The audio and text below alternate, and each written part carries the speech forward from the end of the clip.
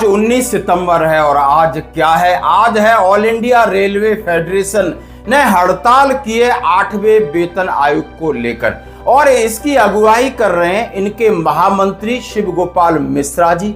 और आज इन्हें जमीन पर उतरना पड़ा है और इससे इनकी पूर्व संध्या पर इन्होंने एक वीडियो जारी किया। उन्होंने क्या कहा, जरा सुनिए। विनम्र अनुरोध करना चाहता हूँ कि ये आपका ही नहीं, ये सारे देश के सरकारी कर्मचारियों का सवाल और खाली केंद्र सरकार के कर्मचारियों का सवाल नहीं है, राज्य सरकार के कर्मचारियों का सवाल। सरकार ने इसको बिल्कुल राजनीतिक जो है वो स्वरूप दे देने का काम, क्योंकि उनको मालूम था कि दिल्ली के चुनाव हार जाएंगे, तो इसलिए उन्होंने पूरी कोशिश की कि जो भी पिटारा खोला जा सकता है सरकारी कर्मचारियों के लिए खोलने का काम। तो इनकम टैक्स में भी छूट मिल गई आपको और आपको जो है वो पे कमीशन का जो है वो अनाउंसमेंट। लेकिन अभी आप देखिए कि अनाउंसमेंट के बाद उस समय तो ऐसा लगा था कि ऐसे लग रहा था कि बस अभी कल ही ये कमेटी बन जाएगी, फॉर्म हो जाएगा। मैं कहीं बाहर था तो मुझे फोन करके वापस बुलाया गया, कमेटी सेक्रेटरी ने कहा कि कर लीजिए। आखिर इनके साथ में ये जोड़ना चाहता हूं, ये जेसीएम स्टाफ साइड के महासचिव हैं जो कि लगातार उन्होंने आज तक प्रधानमंत्री जी से बात, वित्त मंत्री से बात, यानी आपके कैबिनेट सचिव से बात, वित्त सचिव से बात, हर लेवल पे ये बात करने के लिए अधिकृत हैं, क्योंकि जेसीएम स्टाफ साइड के ये सेक्रेटरी है। टर्म्स ऑफ रेफरेंस की कॉन्फ्रेंस इनके साथ होगी, आगे आयोग बनेगा तो इनसे सुझाव मांगे जाएंगे और उन्होंने पीछे दिए। अब ऐसे शख्स को आज जमीन पे उतरना पड़ रहा है और क्या कह रहे हैं, यानी कल शाम को इन्होंने क्या कहा, आज दिन भर क्या होगा वो मैं शाम को बताऊंगा, लेकिन कल इन्होंने क्या कहा कि ये सरकार बहुत राजनीति खेल रही है कर्मचारियों के लिए, पेंशनर्स के लिए, चाहे वो केंद्रीय कर्मचारी हैं, राज्य सरकार कर्मचारी हैं। कान खोलकर सुन लो, कान खोलकर सुन लो, ये सरकार सिर्फ वोट बैंक की राजनीति करती है। दिल्ली में आनन फानन में टैक्स में छूट की घोषणा की, 8वें वेतन आयोग की घोषणा करके लुभावन चीजें करने के बाद इसने सीट यानी अपनी सत्ता पाली, नहीं है हार जाती। देखिए, इसमें तो कोई शक नहीं है कि पे कमीशन आएगा, उसको कोई रोक नहीं पाएगा। पे कमीशन 1 जनवरी 2026 से ही लागू होगा, उसमें भी कोई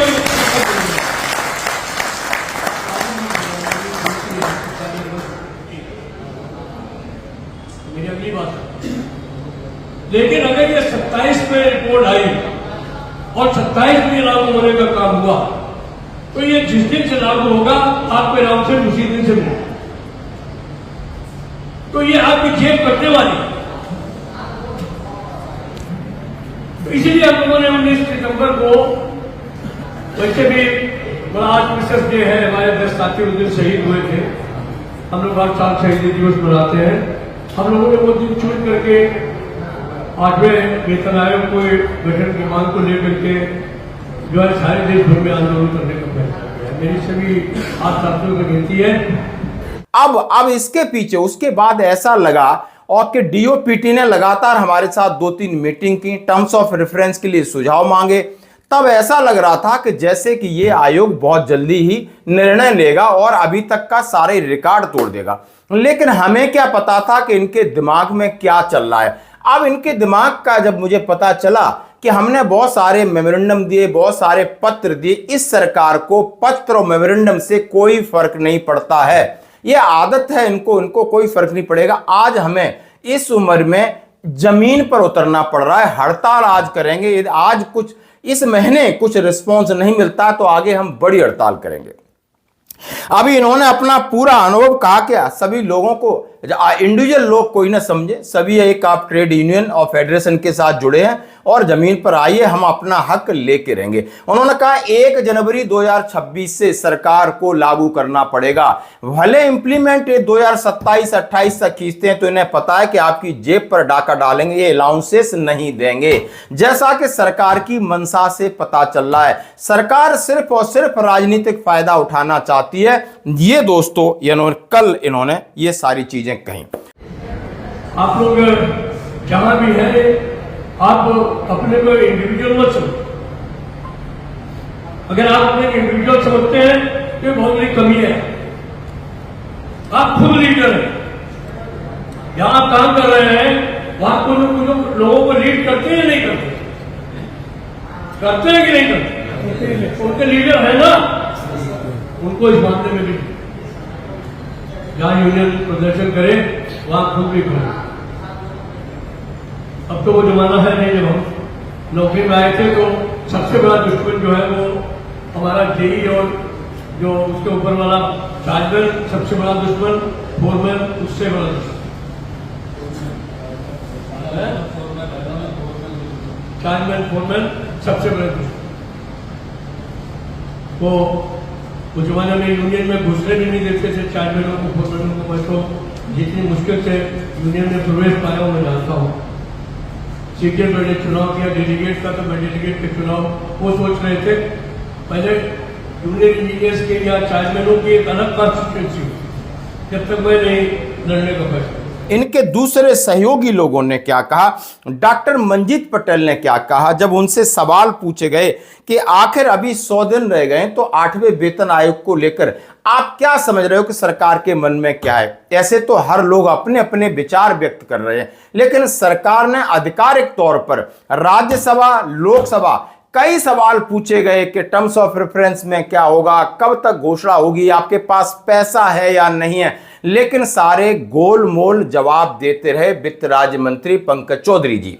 देखिए हम मिनिमम लेके चलेंगे ना, हम ज्यादा सेंटिमेंटल होएंगे नहीं। देखिए एक्सपेक्टेशंस पब्लिक की बहुत हाई रहती हैं, और इस सरकार के बारे में मैं अगर कहूं कि ये बड़ी कंजूस सरकार है कर्मचारियों के मामले में, इसमें कोई दो राय है नहीं। और इस स्टेटमेंट को देते समय मुझे लगता है मैं परफेक्ट शब्द इस्तेमाल कर रहा हूँ कि ये बहुत कंजूस हैं। ऐसा मतलब पिछले जो कर्मचारी हैं हमारे, जो रिटायर हो चुके हैं, उनका भी यही मानना है, और हमारे जो ज़माने के, जो हमारे एरा के लोग काम करने वाले हैं, उनका भी यही मानना है कि थोड़ी कंजूसी करते हैं कर्मचारियों के मामले में। तो पिछले अगर हम पे कमीशन को देखें, क्योंकि इन्हीं के समय में आया था, इसी गवर्नमेंट में आया था जी, तो उससे अगर हम देखते हैं तो हम एक्सपेक्ट कर रहे हैं कि कम से कम एटलीस्ट 24 से 34% मिनिमम उछाल। अब जो चूंकि आप ग्रॉस सैलरी पे जब आप बात करते हैं, ग्रॉस सैलरी पे चीज़ें वेरी कर जाती हैं।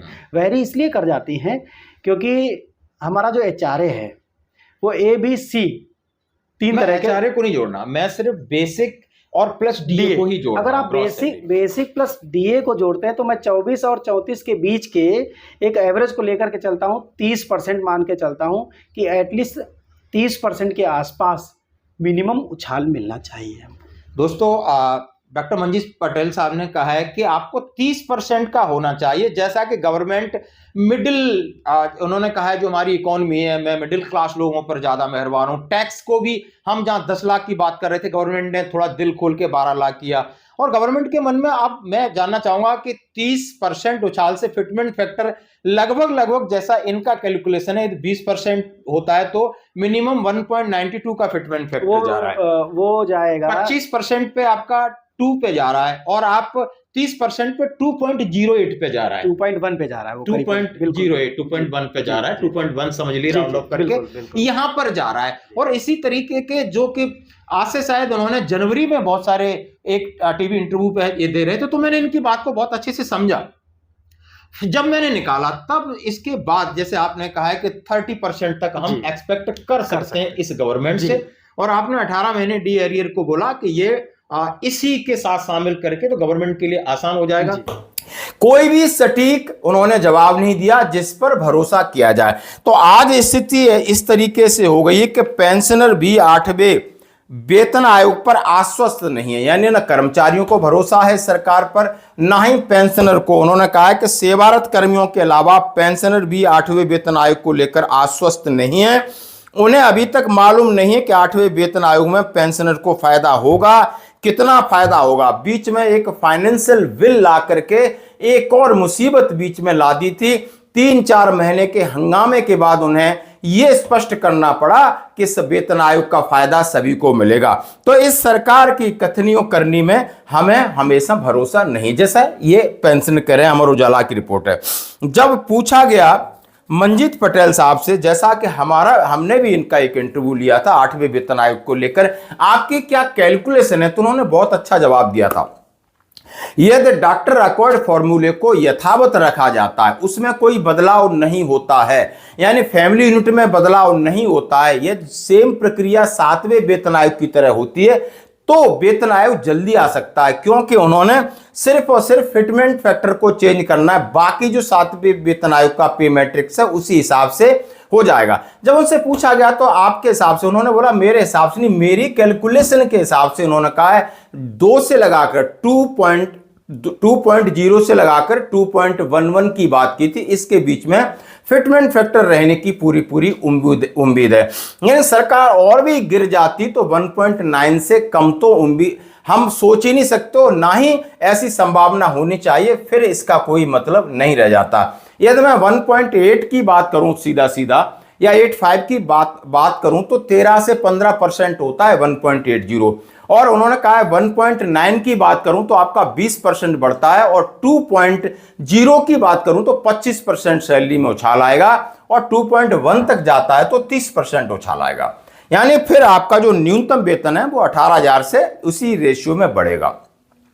इन्होंने कहा है कि इस बार यदि आयोग की अध्यक्ष और सचिव की घोषणा समय पर कर देते हैं, ये अभी भी करते हैं तो भी उन्होंने कहा है कि 1 साल के अंदर पूरी कार्रवाई कर सकते हैं, क्योंकि उन्होंने पे मैट्रिक्स नहीं बदलेगी सरकार, और सिर्फ यहां से उन्होंने कहा है डिजिटल का जमाना और यहीं से वो सर्वे कर सकते हैं, सरकार को रिपोर्ट दे सकती है, तो सरकार का काम करने का तरीका अलग है। अब इन्होंने बहुत सारी बातें इसमें कहा है कि केंद्र सरकार ने इस वर्ष जनवरी में 8वें वेतन आयोग की घोषणा करने के बाद ऐसा लगा कि नया रिकॉर्ड बनाएगी और 6 महीने में ही सारी चीज निपटा देगी और 1 जनवरी 2026 से दे देगी।